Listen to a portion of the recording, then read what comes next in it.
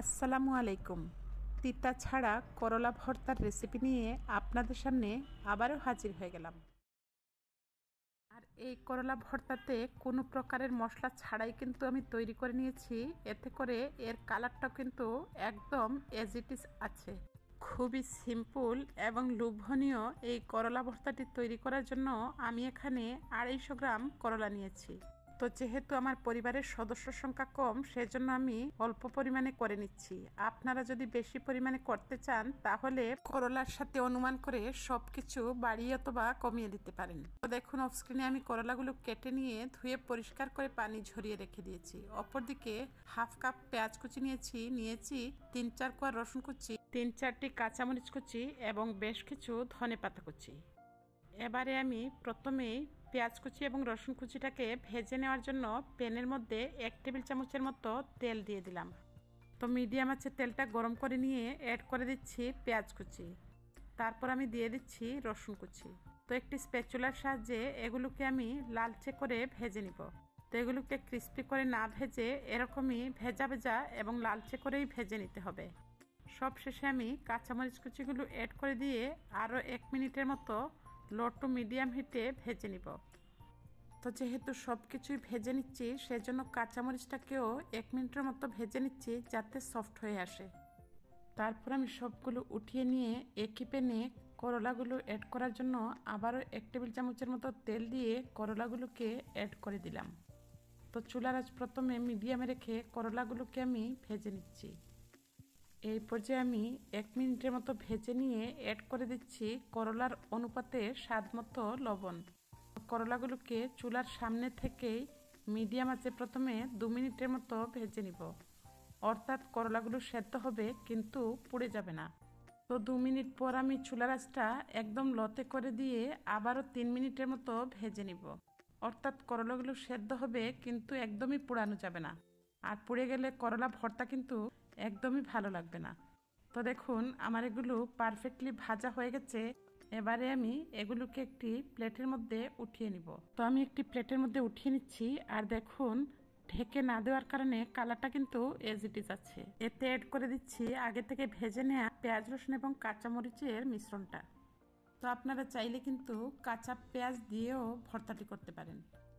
তো যেহেতু এটা অনেকটাই গরম অবস্থায় আছে, সেজন্য প্রথমে আমি চামচের সাহায্যে মাখিয়ে নিলাম। আর ফাইনাল টাচ হিসাবে টেস্ট বৃদ্ধির জন্য 2 টেবিল চামচ ধনেপাতা কুচি এবং সরিষার তেল দিয়ে দিলাম 1 টেবিল চামচের মতো।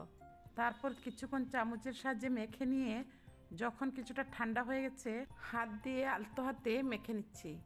তারপর আমি একটি সার্ভিং বলে সার্ভ করে আপনাদেরকে দেখিয়ে দিচ্ছি কতটা লোভনীয় হয়েছে আমার আজকের এই করলা ভর্তা। তো যারা এইভাবে কখনো করলা ভর্তা খাননি, অবশ্যই কিন্তু ট্রাই করে কমেন্ট সেকশনে আমাকে ফিডব্যাক জানাতে ভুলবেন না। তো আশা করছি বরাবরের মতো আমার আজকের এই করলা ভর্তার রেসিপিটি আপনাদের খুব ভালো লেগেছে। তো আমার চ্যানেলে আরও একটি করলা ভর্তা ছাড়াও কিন্তু বিভিন্ন ধরনের ভর্তার রেসিপি আছে, আপনারা চাইলে ভিজিট করতে পারেন। যদি রেসিপিটি ভালো লাগে অবশ্যই কিন্তু লাইক দিতে ভুলবেন না। আর যদি খুব বেশি ভালো লাগে ফ্রেন্ডস এবং ফ্যামিলির সাথে শেয়ার করতে পারেন। আর আপনি যদি আজকে আমার চ্যানেলটি নতুন ভিজিট করে থাকেন, অবশ্যই পাশে থাকা বেল বাটনটি বাজিয়ে দিবেন যাতে যে কোনো রেসিপির আপডেট সবার আগে আপনার মোবাইলে পৌঁছে যায়। যদি রেসিপিটি ফেসবুক পেজ থেকে দেখে থাকেন, পেজটাকে ফলো করার অনুরোধ রইল। আসসালামু আলাইকুম। ভর্তাপ্রেমী ভিউয়ার্সদের স্বাগতম জানিয়ে শুরু করছি আমার আজকের এই লোভনীয় স্বাদের ভর্তার রেসিপি। তো আজকের এই ভর্তাটি আমি শিলপাটায় বেটে তৈরি করেছি। আর আপনারা নিশ্চয়ই জেনে থাকবেন শিলপাটাতে বেটে নেওয়া ভর্তার স্বাদ কতটা হয়। আর আজকের এই ভর্তাটি আমি কি দিয়ে তৈরি করেছি সেটি অবশ্যই আপনাদের সাথে শেয়ার করে নিব। তার আগে বন্ধুরা, ভিডিওটি কে কোথা থেকে দেখছেন অবশ্যই কিন্তু কমেন্ট সেকশনে আমাকে কমেন্ট করে জানাবেন, যাতে আমি আপনাদেরকে ধন্যবাদ জানাতে পারি। আর আজকে যদি আপনি এই চ্যানেলটি নতুন ভিজিট করে থাকেন, অনুরোধ থাকবে সাবস্ক্রাইব করে পাশে থাকার। আর রেসিপিটি ভালো লাগলে অবশ্যই ফ্রেন্ডস এবং ফ্যামিলির সাথে শেয়ার করে অন্যকে দেখার সুযোগ করে দিবেন। তাহলে চলুন কথা না বাড়িয়ে শুরু করা যাক। তো ভর্তাটি তৈরি করার জন্য আমি এখানে 3টি চাপা শুটকি নিয়েছি, নিয়েছি বড় সাইজের একটি রসুন, 15 থেকে 20টি শুকনো মরিচ, আর নিয়েছি বড় সাইজের 2টি পেঁয়াজ, আর নিয়েছি বেশ কিছু কাঁঠাল বিচি। তো স্ক্রিনে আমি এগুলোকে কেটে ধুয়ে পরিষ্কার করে নিয়েছি। তো শুটকিগুলোকে ধুয়ে পরিষ্কার করে নিয়েছি, পেঁয়াজগুলো কুচিয়ে নিয়েছি এবং রসুনের খোসাটাকে ছাড়িয়ে নিয়েছি। তো এগুলোকে ভেজে নেওয়ার জন্য প্রথমে আমি শুকনো খোলায় কাঁঠাল বিচিটাকে মিডিয়াম আঁচে ভেজে নিচ্ছি। তো ঠিক 8 থেকে 10 মিনিটের ভেতরে কিন্তু কাঁঠাল বিচিটা সেদ্ধ হয়ে গেছে। এবারে আমি এগুলোকে উঠিয়ে নিয়ে বাকি ইনগ্রিডিয়েন্টসগুলো ভেজে নিব।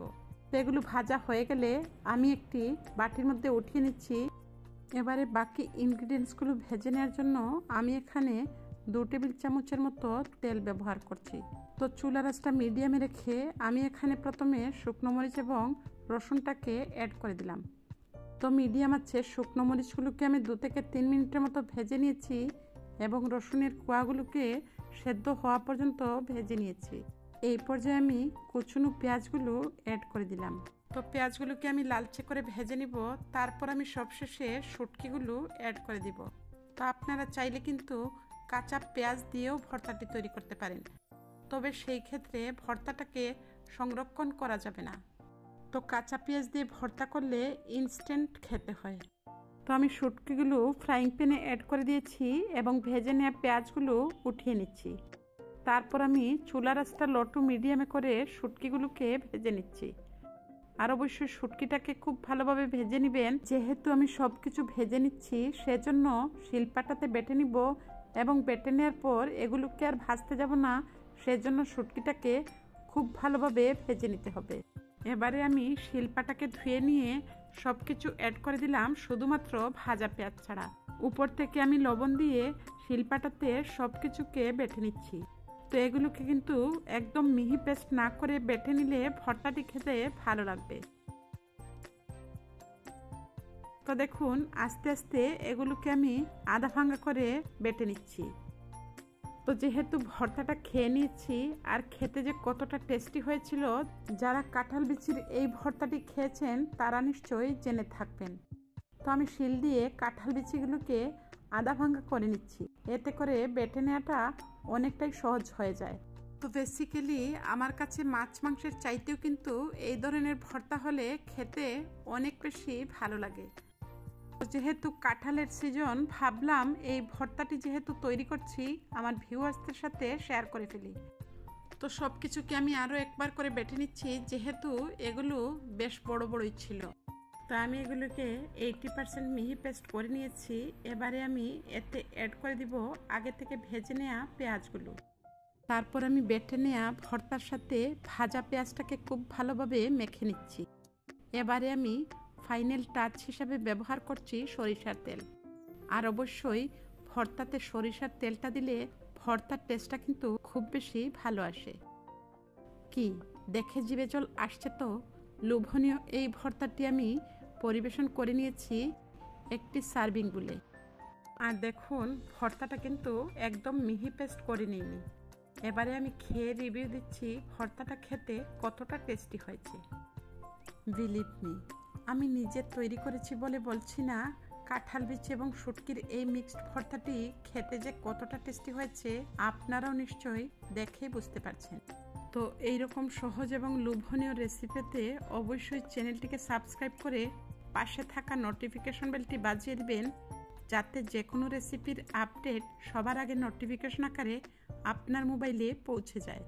তো দেখা হচ্ছে নেক্সট এপিসোডে। ততক্ষণ পর্যন্ত আপনাদের সবার কাছ থেকে আজকের মতো বিদায় নিচ্ছি। সবাই ভালো থাকবেন। আল্লাহ হাফেজ। আসসালামু আলাইকুম।